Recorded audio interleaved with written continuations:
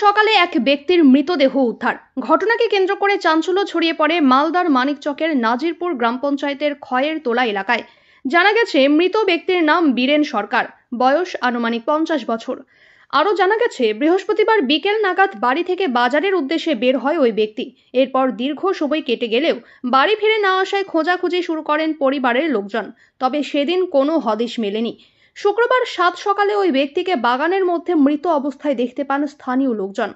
খবর পেয়ে ছুটে আসেন পরিবারের লোকজন। খবর চাউর হতেই ঘটনাস্থলে ভিড় জমাতে শুরু করেন স্থানীয় লোকজন। সকালবেলা জানতে পারলাম যে বাগানের মধ্যে একটা বয়স্ক বুড়া লোক মরে গেছে।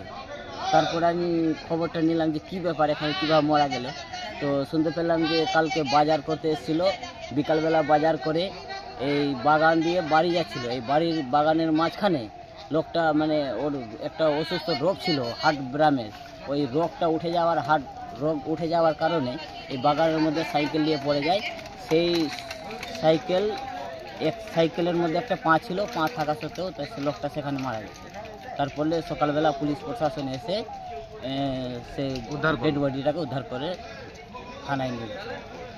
এটা তো কোনো রাজনৈতিক ষড়যন্ত্র নাই। আমার এখানে শান্তি শৃঙ্খলা এলাকা আছে। আমার এখানে এরকম কোনো কোনো রাজনৈতিক ষড়যন্ত্র হতেই পারে না।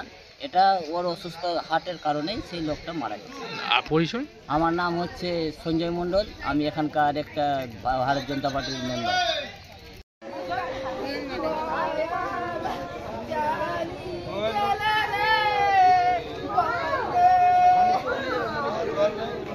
স্থানীয়দের অনুমান ব্যক্তিটি হার্টজনিত সমস্যায় ভুগছিলেন।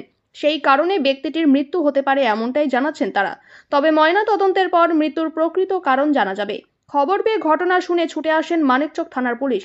এরপর দেহটি ময়না তদন্তের জন্য মালদা মেডিকেল কলেজ এবং হাসপাতালে পাঠানো হয়।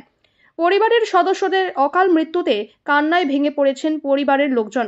পাশাপাশি শোকের ছায়া নেমে এসেছে গোটা এলাকা জুড়ে। ঘটনার পেছনে কোনো ষড়যন্ত্র রয়েছে কিনা তা তদন্ত করে সামনে আসবে বলে জানাচ্ছে পুলিশ প্রশাসন।